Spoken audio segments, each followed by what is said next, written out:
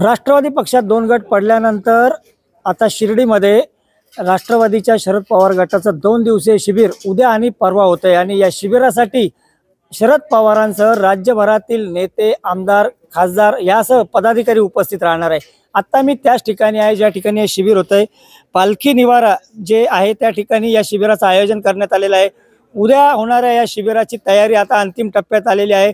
जी बैठक व्यवस्था आहे पदाधिकाऱ्यांची त्याचं काम आता अंतिम टप्प्यात आलेलं आहे। एक भव्य असा मांडव या ठिकाणी उभारण्यात आलेला आहे आणि एकूणच जर पाहिलं तर ही आता तयारी अंतिम टप्प्यात आली असून राष्ट्रवादीचे जिल्ह्यातील पदाधिकारी यासह माजी मंत्री प्राजक्ता तनपुरे हे देखील या सगळ्या आयोजनात व्यस्त आहेत। नेमकं कसं असेल हे शिबिर आणि नेमकं काय या शिबिरातून संदेश दिला जाईल याबद्दल बोलण्यासाठी आपल्याबरोबर माजी मंत्री प्राजक्ता तनपुरे, काय नियोजन आहे उद्यापासून 2 दिवस काय काय इथं होणार आहे? ज्योतनिष्ठेची लोकशाहीच्या रक्षणासाठी हे घोषवाक्य घेऊन उद्यापासून या ठिकाणी 2 दिवसाचं शिबिर आदरणीय आमचे नेते आदरणीय पवार साहेब या शिबिराला उपस्थित राहणार आहेत। राज्यभरातले शरद पवार साहेबांवरती निष्ठा दाखवणारे सर्व कार्यकर्ते, विशेषतः पक्षामध्ये काही लोकांनी वेगळा विचार केल्यानंतर आज सत्ता राज्यातली केंद्रातली कुठली नसताना देखील राज्यातले असंख्य पदाधिकारी हे शरद पवार साहेबांवरती निष्ठा ठेवून या ठिकाणी राहिलेले आहेत आणि या सगळ्यांना पवार साहेब मार्गदर्शन करणार आहेत।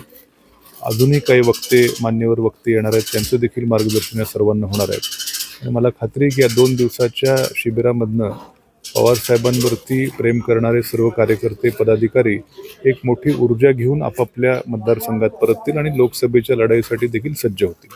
मागील वर्षी सुद्धा याच ठिकाणी राष्ट्रवादीचं शिबिर झालं होतं, मात्र त्यावेळेस अजितदादा असतील किंवा अनेक आमदार हे तुमच्या बरोबर होते, उद्या ते नसतील, काय वाटतं याच्यावर तुम्हाला? ठीक आहे, आमचे सहकारी आज आमच्या विचाराबरोबर नाही त्याची खंत आम्हाला देखील आहे, पण शेवटी आता मार्ग दोघांचे वेगळे असले तरी आम्ही पवार साहेबांवरती निष्ठा ठेवून तिथेच राहिलेलो आहोत आणि मला खात्री की मागच्या शिबिरापेक्षा देखील मोठं शिबिर होईल, कारण की बऱ्याच पदाधिकाऱ्यांना या ठिकाणी पवार साहेबांचे विचार ऐकण्यासाठी सगळेजण आतुर आहेत आणि मोठी उत्सुकता राज्यातल्या सगळ्या पदाधिकाऱ्यांना आहे। त्यामुळे मागच्या वर्षीपेक्षाही हे शिबिर मोठं होईल आणि मला खात्री आहे की येणाऱ्या विधानसभेच्या निवडणुकीत पुढच्या वर्षी जे होतील त्यावेळेस महाविकास आघाडी निश्चितपणे सत्तेवर देखील येणार। विधानसभेला अजून वेळ आहे, मात्र त्यापूर्वी लोकसभेच्या निवडणुका आता जवळ आलेल्या आहेत।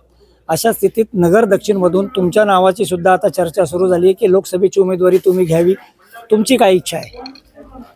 नाही, माझी इच्छा तर विधानसभा निवडणूक लढवण्याचीच आहे। शेवटी पक्ष नेतृत्वाचा तो विषय आहे, त्यात मी ठरवणार नाही निवडणूक कोणी लढवावी, ते नेतृत्व ठरवणार आहे कोणी लढवणार काय लढवणार आणि शेवटी पक्ष नेतृत्वाचा निर्णय हा सर्वांना आम्हाला मान्य असतो। जर कधी पक्षाने आदेश दिला तर तुम्ही त्या दृष्टीने आता तयारी सुरू कराल?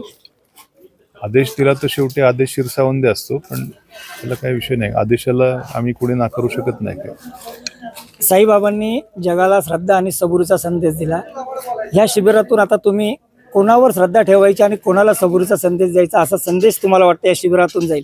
नाही, श्रद्धा आम्हा सर्वांची पवार साहेबांवरतीच आहे।